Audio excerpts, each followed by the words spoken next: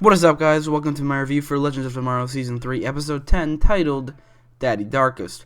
So the previous episode, Episode 9, which aired around 2 months ago, and it was actually a little over 2 months ago. It's insane how long that break was. It was a little too long. I felt like maybe the Arrowverse was missing a little Legends of Tomorrow here and there, but now it's back with Constantine, because the last episode, Episode 9, ended with Constantine, and we were told that, through trailers, synopses, announcements, everything like that, and that Constantine will appear for one episode. And he made this episode so much better than it had any right to be. This episode, without him, probably would have been a pretty good episode, but with him, it was a pretty great episode. I thought he was great in this episode. I'm not a huge Constantine fan. Like, I think the show he was in the first season was pretty bad. It was pretty boring, honestly, but he was a perfectly cast character, and his character is really, really great. And it's really shown in this episode. This was, without a doubt, a great episode, and it was made better by Constantine's presence. I've said in a previous video that I actually want Constantine to join the Legends because there really isn't anywhere else for him to go, and the only reason I thought that that might not be that great is because Constantine always works alone, and even when he was working with Arrow, that felt like, with Green Arrow, with Team Arrow, that it was a good episode for Season 4, which isn't saying much, but it was a pretty good episode, but I didn't feel like I wanted him to join the team. This is completely different because he really worked well with these characters, especially with Sarah Lance. You have this one scene where they're making out and then they go have sex. I thought that they actually had some really great chemistry. I don't usually ship people on these shows like ever, but I think these two can become a pretty good couple, and I think Constantine should join the team. I wanted him to join the team this whole time, but I had my doubts here and there, but really not any longer because he fits right on the team. And now that Citizen Cold left, there's a slot. Even though Wally is joining the team, there's still one more slot. Because in the beginning, there were 8 members in the beginning of Season 1, so maybe they could get back to 8 members with both Kid Flash and John Constantine. So, the trailers for this episode showed us a girl being possessed by Mullis, and Mullis saying Sarah Lance through her to Constantine, and it turns out, in this episode, that this girl was Nora Dark, who is the daughter of Damien Dark. This was a twist I did not see coming at all. It wasn't really a twist, it was just a reveal, and I thought it was one that I really didn't see coming, so props for that. But also, it showed this whole thing, her being Nora Dark, it served to show her motivation for why she's working with Mullis, even though she was recast from the girl who played her on Season 4, which is a little jarring. They look nothing alike, and it's been like a year and a half since the end of Season 4, so she wouldn't really change her appearance that much. So, even though that's a little weird to me, I really don't like it when they recast people, but still, it served to show her motivation for why she's working with Mullis. The reason she's working with Mullis was to bring Damien Dark back from the dead, who then, that Damien Dark, showed up to motivate her to bring him back to the dead. It's a time loop, which is actually the main thing of the next episode, but it is a time loop, which, if you think about it, makes no sense whatsoever. But with Mullis's powers, I guess it does. But that doesn't really matter at all because I just thought that this whole plot of Nora Dark being that girl where Mullis possesses her, I thought that it was something I didn't see coming, and it served to show her motivation, and that's really cool. Despite this episode not actually coming out on Halloween, it is so much spookier than the actual Halloween episode was. This is probably it was the most horror film-like episode of Legends of Tomorrow ever. There were some really spooky moments, and that comes with exorcists, obviously, and I thought the exorcists themselves were pretty spooky in this episode and creepy and stuff like that. There were other spooky moments like when Sarah, Citizen Cold, and Constantine were walking, and then Constantine and Cold just stop. That was really spooky. I didn't know what was going on, and then once I knew, it was like, wow. And then also right afterwards, when Nora was coming out of the wall, it was just a pretty spooky moment that made Mullis slightly more spooky.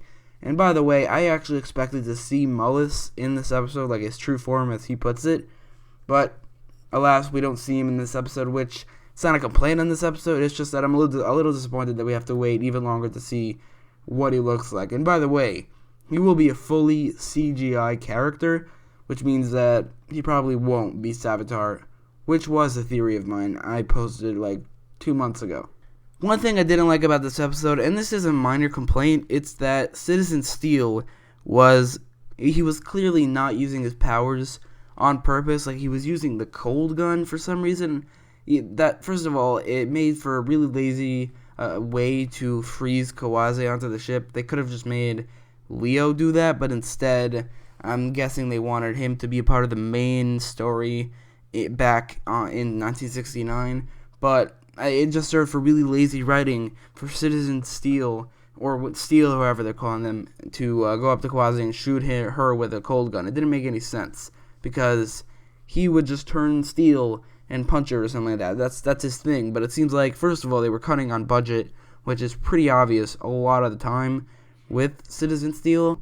Not only that, but also, it was just really lazy writing, making him shoot Kawase, because they had a choice. Either put Citizen Cold in the B plot, because this is his last episode. I get why he was on the A plot, but either put him in the B plot or just come up with some stupid reason for Citizen Steele to use the cold gun. But they didn't. They didn't even come up with a stupid reason. Citizen Cold just handed him the gun and said, "Here," even though he really didn't need it. It's a minor complaint, but it does really bug me at times. This episode introduced us to a new concept, and this is probably how they're going to actually defeat Mullis, and that concept is the Six. And apparently they can hurt Mullis just by touching them, but just by touching him, I mean. So those Six are pretty obviously the people who use the totems. Zari is one of the Six. We don't know who else. Like, it's not confirmed who else, but it's pretty clear that Vixen and Kawase are also a part of the Six. Now, there are only 5 totems, so if there is a 6th one that we don't know about, it's probably like a dark one that was separated from the rest, like the darkness totem. It would actually make sense, but I think those are the 6. We don't know who's using the fire or earth totems, but there's an episode called The Curse of the Earth Totem coming up, so that will definitely be the episode where we learn about the Earth Totem, and the Fire Totem could be anything. I think it would be really cool if they used characters from the comics. Like, for the Earth Totem, they could use Terra. That would be really cool, or Geoforce or somebody like that. And for the Fire Totem, I can't really think of anybody, but they can definitely come up with someone to use for that. I would love it if they used characters from the comics. Like, Zari doesn't use the totem in the comics. Well, Isis doesn't use the totem in the comics.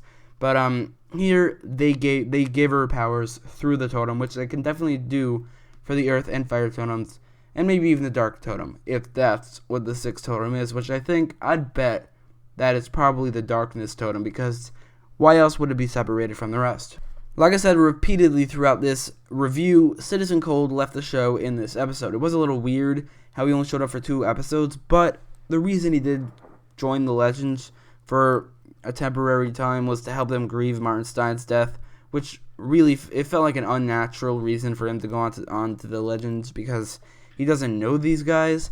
But I guess he accomplished his goal and now he's leaving. It's still really weird how he only showed up for 2 episodes, because if he's only showing up for 2 episodes, what really was the point? I think he didn't really need to show up at all, but with him gone, there is another seat left to be filled, and it will be filled by Kid Flash in episode 13, and I'm pretty sure he will show up in episode 12 before that. But I thought his departure, even though it was a little early, was done pretty well in this episode. In conclusion, I thought that this was a pretty strong debut for the mid-season of Legends of Tomorrow. I thought Constantine really brought up this episode, and hopefully he comes back and maybe even becomes a series regular on the show. I think it will be pretty great. And almost everything done in this episode was really, really great. I actually really like the concept of the 6, and I'm pretty intrigued to find out who they are. And basically everything except for the minor complaint I mentioned about Citizen Steele was other than that, I mean, everything was great in this episode, which is why I'll give the episode a 9 out of 10. But let me know what you thought about the episode in the comments down below, and don't forget to like, share, and subscribe. Thanks for watching.